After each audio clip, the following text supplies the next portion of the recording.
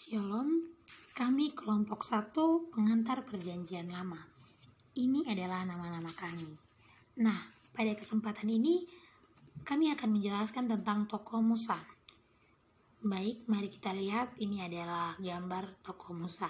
Yang pertama, kami akan menjelaskan tentang nama, asal-usul, dan masa kecilnya. Pada masa pemerintahan Raja Firaun memerintahkan para bidan untuk membunuh setiap anak laki-laki yang dilahirkan oleh bangsa Israel.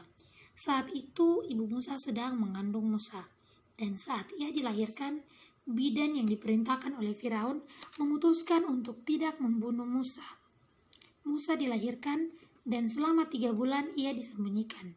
Namun, ibunya sangat ketakutan dan akhirnya memutuskan untuk meletakkan ia di dalam peti pandan dan melepaskan ia di sungai Nil.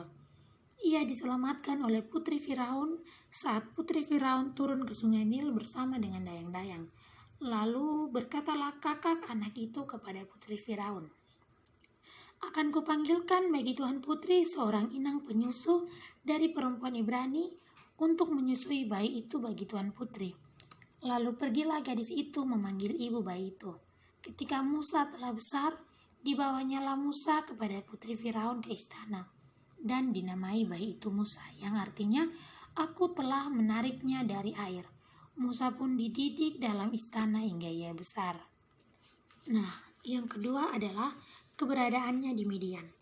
Alasan Musa melarikan diri ke Midian sebab ia takut kepada Firaun karena ia telah ketahuan membunuh seorang prajurit Mesir yang telah berperilaku kasar terhadap seorang Ibrani. Ketika ia sampai di sebuah sumur di Midian, ia membantu 7 anak imam Yitro untuk menarik air. Dan kelakuannya itu pun diketahui oleh Yitro bahwa Musa telah membantu anak-anaknya. Yitro pun memberikan seorang anaknya yang bernama Zipora kepada Musa, dan Musa pun menetap di Midian selama 40 tahun. Yang ketiga adalah pemanggilan Musa, pengungkapan nama Allah. Ketika ia berjalan di Gunung Horeb atau yang disebut dengan Gunung Allah, dilihatlah Musa semak-semak yang sedang menyala, namun tidak terbakar. Karena penasaran, Musa pun pergi ke sana untuk melihat apa yang terjadi di sana. Ketika Musa mulai mendekati semak-semak itu, maka terdengarlah suara dari Allah yang berkata, "Musa, Musa." Lalu Musa pun menjawab, "Ya Allah."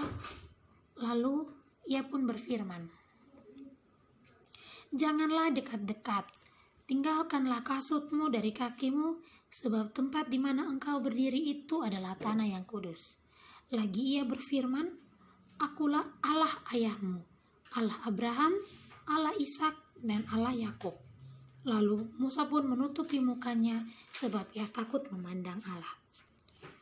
Yang keempat adalah pemanggilan Musa, mengapa ia dikenal sebagai nabi. Musa dikenal sebagai nabi sebab Tuhan telah memilih dia untuk memimpin bangsa Israel keluar dari tanah Mesir menuju tanah perjanjian, yakni tanah Kanaan. Selanjutnya, mengidentifikasi para perempuan yang ada di sekitar hidup Musa dan pelayanannya. Yang pertama adalah ibu Musa. Tidak dituliskan dalam Alkitab siapa nama ibu Musa, namun hanya disebutkan bahwa berasal dari suku Lewi. Ketika Musa ditemukan oleh putri Firaun, ibunya lah yang diminta untuk menyusui Musa. Itu terdapat dalam kitab Keluaran 2 ayat 1 sampai ayatnya yang ketiga. Yang kedua adalah kakak Musa. Ketika Musa dibuang ke sungai, kakaknya lah yang diminta untuk mengawasi dan mengikuti sampai memberi saran kepada putri Firaun untuk mencarikan seorang inang penyusu kepada Musa. Itu terdapat dalam kitab Keluaran 2 ayat 4 dan kitab Keluaran 2 ayat 7 sampai dengan ayatnya yang ke-8. Yang ketiga adalah putri Firaun.